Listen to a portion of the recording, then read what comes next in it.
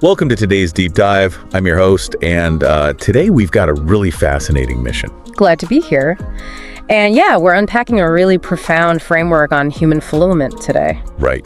So to start us off, I want you, the listener, to imagine for a second that you wake up tomorrow morning. Okay. The sunlight is, streaming through the window, hitting your face just right. Sounds pretty ideal. Right. You stretch, you look around the room, and suddenly this realization just washes over you. Your absolute ultimate dream life has magically become your actual reality overnight. Oh, wow. Yeah. So what do you actually see? Is it like a sprawling modern mansion on a cliffside overlooking the ocean? Or maybe a quiet, off-grid cabin surrounded by dense pine trees. Exactly. Who is sitting at the breakfast table with you? And Right. what are you actually going to do with your Tuesday? It is, a pretty potent visualization exercise, but what makes it so fascinating is just how difficult it is to answer, honestly. Oh, absolutely. Most of us immediately default to these highly curated, almost cinematic visions. Yeah, like a movie. Right. We picture the sports car in the driveway or the private jet rather than examining the underlying mechanics of what would actually make us feel fundamentally different on the inside. We instantly default to the lottery commercial version of existence. Yes, exactly. And that is exactly why we are doing this deep dive today. We are looking at a foundational text that breaks down the actual psychology of goal setting and satisfaction. Our mission today is to figure out why the vast majority of us get the concept of a dream life entirely wrong. Right. We're going to deconstruct these psychological and practical pillars hidden in our source material. We really want to understand why building a fulfilling life is a lot less about external acquisitions. And a lot more about biological and psychological realities we actively ignore every single day. We are definitely moving far beyond mere daydreaming here. What this source document does remarkably well is challenge us to look at our internal baseline. Yeah, it really does. It forces an examination of our daily habits, our emotional bandwidth, and our real-world execution. It ultimately asks us to reconstruct our idea of a dream from the ground up, based on function rather than aesthetic. Okay, let's unpack this. Yeah. Because the first massive illusion the source shatters is, this myth of the universal dream life. Right. The text explicitly argues that a dream life is ruthlessly individualized. For one person, it means grinding through the extreme pressure of medical school to become a surgeon. And for someone else, it's living out of a backpack across South America. Yeah, or maybe it's simply a deeply peaceful routine, clocking out of a completely unremarkable job at 5 p.m. and having zero residual stress. Which is an incredibly valid dream. Exactly. I'm thinking a dream life is really like a custom-tailored suit, not off-the-rack fashion. Oh, I like that analogy. It made me think about how society hands us this pre-packaged, enterprise-level operating system for success. An operating system is a much more accurate way to look at it than just calling it a societal expectation. Right, because society hands us this massive, resource-heavy software. We're told that dream life means crushing wealth, absolute power, total dominance in your field. Yeah. And we all try to install this enterprise software onto our personal, individual hardware. But for most of us, our hardware just isn't built for that. It's just not compatible. Exactly. The system lags, it overheats, and eventually we just crash. But we keep trying to run it because we're told it's the premium version of life. Which is exhausting. It is. But I do have to push back a little on the source here. Yeah. Doesn't society condition us to believe we need that massive wealth just to be physically safe? Well, yes. We are biologically wired for security. Right. So it feels incredibly counterintuitive, almost unsafe to say, no, my dream is just to have a quiet, low-income garden. What's fascinating here is how the source confronts that exact biological friction. Really? How so? It acknowledges that we crave security, but it explicitly redefines the end state. The text states that dream life is fundamentally about feeling happy, peaceful, fulfilled, and satisfied with who you are. Notice what is entirely absent from that definition. There is no mention of perfection. There is no requirement for absolute financial dominance or flawlessness. That's true. The source argues that your dream life does not have to be perfect, and honestly, the psychological relief in dropping that requirement is immense. It fundamentally changes the metric of success. It shifts the metric from an external audit to an internal baseline. When you redefine a dream away from an unattainable, flawless state of extreme wealth. And bring it down to a functional state of self-acceptance. Yes, exactly. You bypass that artificial safety metric society imposes. If you are trying to run that enterprise software, you are always at the mercy of external validation. Just waiting for the market or your peers to tell you that you are secure and successful. Right. But if you calibrate your goals to your actual intrinsic interests, whether that's neurosurgery or being a stay-at-home parent, the metric becomes internal. You become the only authority who gets to decide if the system is running smoothly. Precisely. That shift from external validation to internal equilibrium is a massive psychological pivot. It really is. But logically, if we accept that a custom-tailored internal baseline is the goal, we have to look at what actively pulls us out of it. Right. And this transitions us right into the most toxic mechanism in modern life.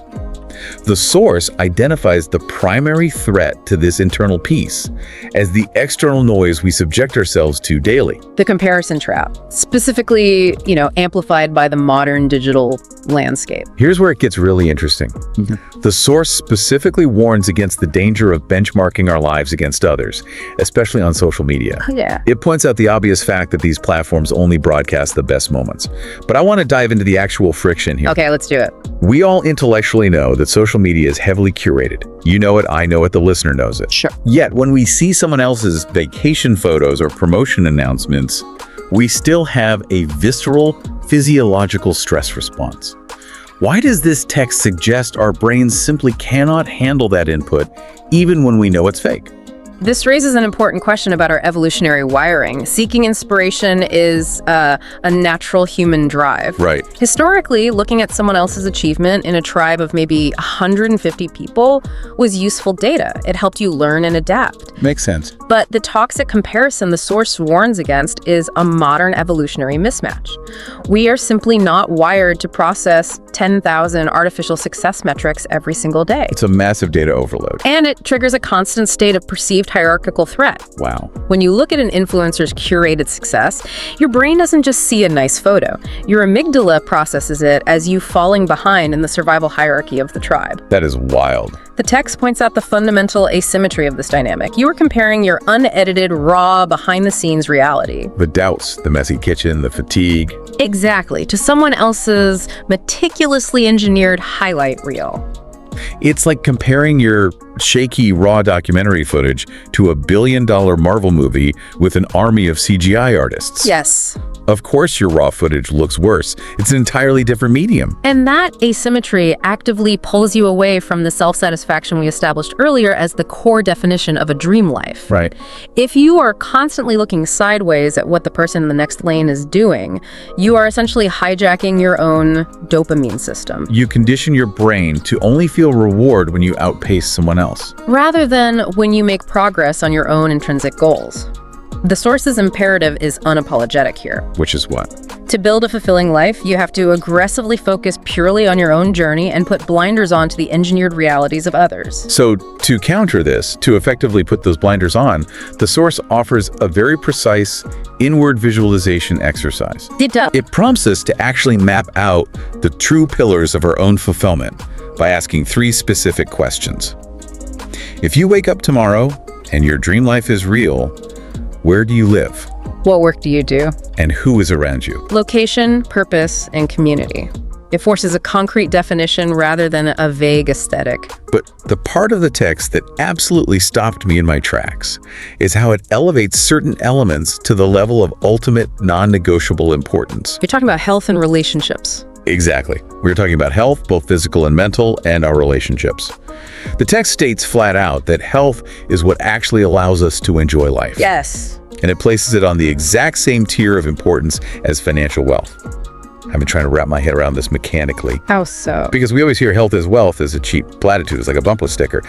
But the source is arguing it as a literal mechanical necessity. If we connect this to the bigger picture, elevating physical and mental health to the exact same level as financial wealth is the most pragmatic argument in the entire text. Really. Pragmatic, not just holistic. Right. It is not a holistic, feel-good sentiment. Health and human connection are the literal biological mechanisms that allow a person to experience reality. Let's drill down into that. It's almost like building a house, right? Money might buy the plot of land, but health and relationships are the actual foundation and walls. Without those, the house collapses. Exactly. Yeah. Go back to our computer analogy. If my nervous system is the hardware, then the money and the mansion and the sports car are just software or data. Yes. You can own the most expensive premium software in the world, but if your hard drive is crashed and your processor is fried by chronic stress, you physically cannot run the program. That is precisely the mechanism. Your nervous system, your physical mobility, your endocrine system, your cognitive clarity. Biology. These constitute the physical bandwidth through which you perceive your life. If you have infinite wealth, but your mental health is decimated by burnout, your physiological experience of that wealth is still just suffering. Wow. That's a stark way to put it. The source emphasizes that good physical and mental health allows us to enjoy life because without the mechanism of a healthy mind and body, the external trappings of a dream life are entirely inaccessible. Right. You cannot feel joy if your cortisol levels are permanently maxed out. Exactly.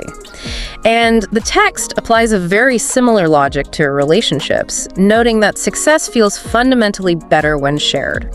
It's not just about having people around, right? Yeah. It's about the psychological need for resonance. Resonance is the perfect word. Achievements do not exist in a vacuum. They need an echo. Yes. The human brain requires external mirroring to fully process positive emotions. When you achieve something, the experience echoes. If there is no community or deep connection to bounce that echo back to you, the achievement dissipates very quickly. That makes so much sense. The source is essentially warning us that when you visualize your dream life, if you aren't factoring in the physical vitality of your hardware and the quality of the people providing that resonance, your visualization is structurally doomed. Okay, so we have the blueprint. We know the operating system needs to be custom calibrated to our own hardware. Right. We know we have to stop comparing our raw footage to the internet's CGI highlight reels. And we know the absolute non-negotiable foundation must be our nervous system's health and our relational resonance. We have the what and the why. But here comes the friction point. How does the source suggest we bridge the massive, intimidating gap between sitting here listening to this right now and actually executing that life? This is where the text pivots from psychological architecture to ruthless pragmatism, the execution phase. So what does this all mean in terms of actually getting out of bed and doing something? Action. Right. The text insists that dreams only materialize through action. Specifically, it dictates that small actions every day create massive compounding change over time. Yes. Now, I have to play the skeptic here on behalf of anyone listening who feels exhausted just thinking about this. Taking small daily actions sounds incredibly tedious. Yeah. When I am visualizing my massive, beautiful dream life, I want the movie montage. We all want the montage. Right. I want the upbeat music to play. I want to do a quick training sequence, and I want to wake up transformed. Micro actions sound like a recipe for boredom. The desire for the montage is universal because it condenses the discomfort of growth into a 3-minute sequence. Exactly. But the source is dismantling another massive psychological defense mechanism here, the illusion of the perfect time. Oh, that's a big one. Think about how often we protect our ambitions with this specific phrasing. I'll start that business when the economy stabilizes. Or I'll focus on my health when work slows down next quarter. Exactly. It's an incredibly effective way to protect the ego. If you are waiting for the perfect time, your dream remains safe inside a protective bubble. Yes. If you never actually start, you never have to face the reality that you might fail at. Exactly. The text explicitly warns against waiting for the stars to align because that alignment is a statistical impossibility. The best time to start is right now. And the reason we resist those small daily actions is because they force us to confront our own agency.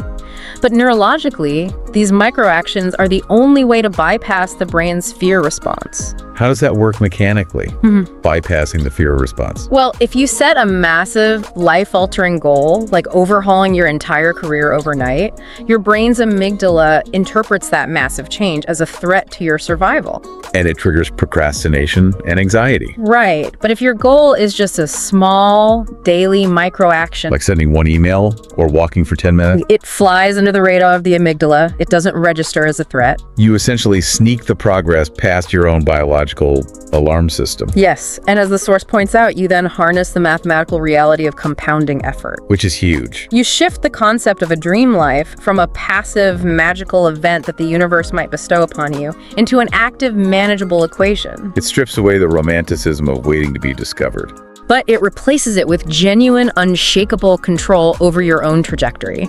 That reframing of procrastination from laziness to a fear-based defense mechanism is a vital insight. It changes how you view yourself. And it perfectly sets up the transition to the final philosophical takeaway from the text. When we shift from passive wishing to active daily execution, it forces a complete reevaluation of how we experience time and joy. Right. The text presents this core rule: do not spend your whole life waiting for happiness in the future. A dream life is not only a destination, it is also the journey. The dichotomy of the journey versus the destination is an ancient concept, but the source grounds it in the mechanics of human motivation. It totally dismantled how I look at my own daily grind. We suffer from this massive arrival fallacy. Yes, the arrival fallacy. The text warns against the idea that we will finally unlock happiness the moment we cross a specific finish line. It's like going on a road trip, right? If you only care about crossing the finish line, you spend the entire drive miserable and completely miss the scenery. That's a great way to look at it. Or, it made me think of the philosopher Alan Watts in his analogy about music. Oh, I know this one. Right. If the ultimate purpose of a symphony was just to get to the end of the piece, the best conductors would be the ones who played it the fastest. You just crash the final cymbal and go home. Exactly. But the point of music isn't the final chord. The point of the music is the playing of the music itself. That analogy perfectly captures the trap of delayed gratification that the source is trying to dismantle. Yeah. The idea that I will be happy when is arguably the most destructive mental model a high-achieving person can hold. I'll be happy when I get the promotion. Or I'll be happy when I hit $1 million in revenue. Because biologically, the dopamine hit of achieving the goal lasts for about 10 minutes, and then you just pick a new destination. The horizon always recedes. Dopamine is fundamentally a molecule of anticipation, not of possession. It rewards the pursuit. If you condition your cognitive framework to believe that happiness only exists in the future, upon the completion of a massive goal, your brain will continually push fulfillment permanently out of reach. Wow. The source's underlying philosophy is that true, sustainable fulfillment is found in the daily pursuit itself. It's found in the belief in yourself while you are doing the unglamorous work. The small actions every day we discussed aren't just a tedious means to an end. They are the actual substance of the dream life. Finding peace, engagement, and satisfaction in the friction of building the life is what it practically means to live the dream. The adaptation to the challenge is the reward. Finding peace in the friction itself, that completely democratizes the entire premise of a dream life. It really does. It means your dream life doesn't require a lottery win or a massive external shift. It could literally start today simply by changing the psychological framework of how you engage with your work, your health, and your relationships right now. It makes fulfillment accessible to anyone, regardless of their current external circumstances, because that internal recalibration can happen instantaneously. We have covered a tremendous amount of ground today, and I wanted to distill this down so you can actually use it, because this source completely flips the script on how we approach our ambitions. It's a lot to take in. First, we have to define success on our own terms, building an internal operating system rather than trying to run society's heavy, pre-packaged expectations. Right. Second, we have to aggressively ignore the social media highlight reel, understanding that comparing our raw footage to someone else's CGI-engineered reality triggers an unwinnable evolutionary stress response. Absolutely. Third, when we build our foundation, we have to prioritize our physical nervous system and our relational resonance. Because without health and community, we lack the actual bandwidth to experience joy. Non-negotiable. Fourth, We need to abandon the ego-protecting myth of the perfect time and start bypassing our fear response with immediate, unglamorous, small daily actions. Action is everything. And finally, we have to defeat the arrival fallacy. We have to find our happiness in the present playing of the symphony, rather than holding our joy hostage for a final, distant chord.